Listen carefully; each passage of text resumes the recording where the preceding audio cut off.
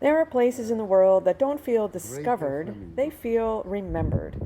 The Galapagos Islands is one of those places. Pink flamingos glide across quiet lagoons as if color itself learned how to breathe. They don't rush, they don't perform, they simply are. Then come the blue-footed boobies, all charm and confidence, dancing like they know we're watching, lifting their impossibly blue feet, as if to say, yes, the world really is this strange and wonderful.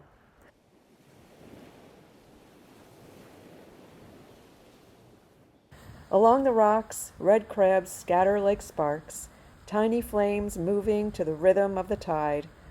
Life here doesn't hide, it thrives in plain sight. Everywhere you look, nature feels unedited, unapologetic, perfectly itself.